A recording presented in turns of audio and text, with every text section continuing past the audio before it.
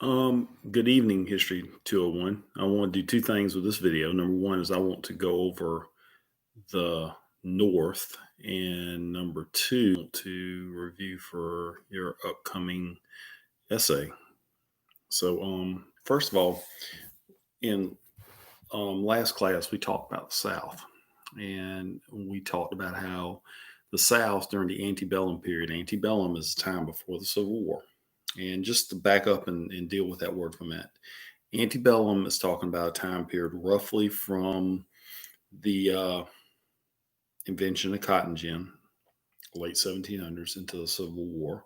Some people date it from the War of 1812 to the Civil War, but it's that time right before the Civil War. Antebellum. War means before, the word means before war.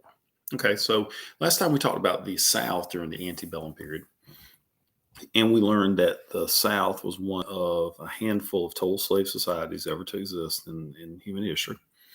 We talked about the different regions of the South and what makes the South unique. And I want to do that very quickly with the North. And there are a couple of things I want y'all to remember about the North. Number one is it's obviously not going to be under the influence of slave labor, and that's going to have a massive impact on how the North develops economically.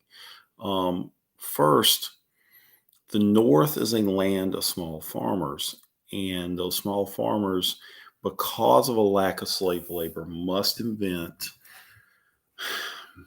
ways of harvesting crops using labor saving devices. And so the North will very quickly start develop mechanical tools such as the McCormick Reaper, which is a horse drawn version of a combine, a device used even today to harvest corn and wheat. Obviously, instead of horses, we use diesel engines and gas engines. And so the North very quickly develops for agriculture labor saving devices so that a small group of Northern farmers can do what large groups of slaves would be able to do in the South. The second thing you need to know about the North, besides it being a land of small farmers, is that the North is also a land of immigrants. Europe at this time is beginning to overpopulate. Europe also has a tradition of conscription, meaning forced participation in the military. And as that is going on, the United States at this point is a nation that really is a land flowing with milk and honey. And many immigrants see it as a place where they can live better than they were living back home in the old country. And so you really have the basic reason. They want to not have to compete with slave labor.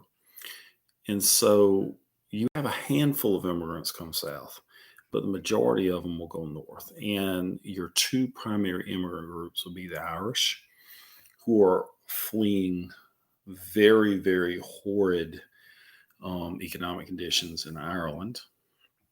Ireland being controlled by England at this point in time, with the British.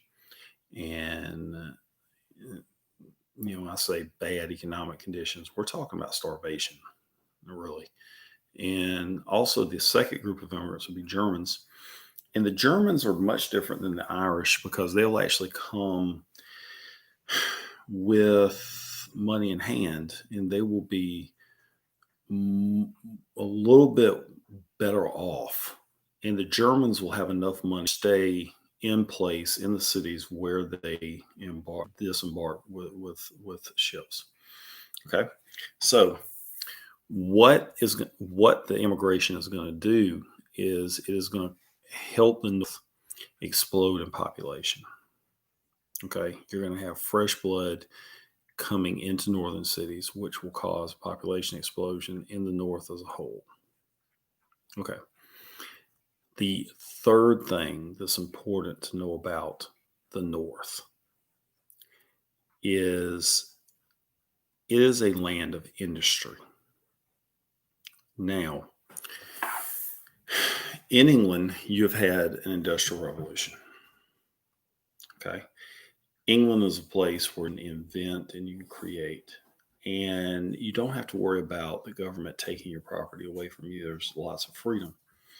And also, England is a place where capitalism is pretty um, or runs free, so that whatever resources you do use, you can pretty much pocket the money. And so there's a lot of motivation to create and to invent, because if you create something that can make you a lot of money, you keep it.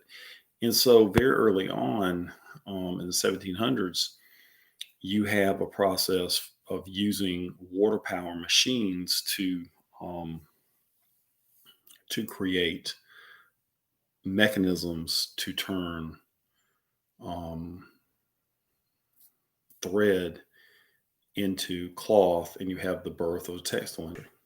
Well, that process is very quickly brought over to the United States after the War of 1812, and it sets up shop very quickly in the North. And it sets up shop very quickly in one section of the North, and that would be New England. Okay. Now, the person we need to remember with this guy named Samuel Slater. Now, Samuel Slater is an interesting guy because he's an Englishman. He's a mechanic. He works on British textile machines, which is word textile means cloth. And the textile machines were really developed in England. And these machines turn fiber into cloth. And these machines are typically water powered. And it was pretty much highly discouraged, almost criminally discouraged for the process of creating these machines to be exported to any other country. And Samuel Slater, being a mechanic, was able to basically remember how these machines worked. And so he just simply gets on a boat and comes to the United States. And he gets involved with a guy named Moses Brown. Moses Brown is a rich person from New England. And Moses Brown create or has the money to create the first factory based on the technology that Samuel Slater brings over in his mind. And Samuel Slater then helps build the first textile machines in the United States. Also, the War of 1812 is very, very important for this process of industrialization. Our main trading partner before the War of 1812 was England. But if we're fighting England, then we cannot buy products from them anymore. We have to create those products ourselves. And so, because our source of finished product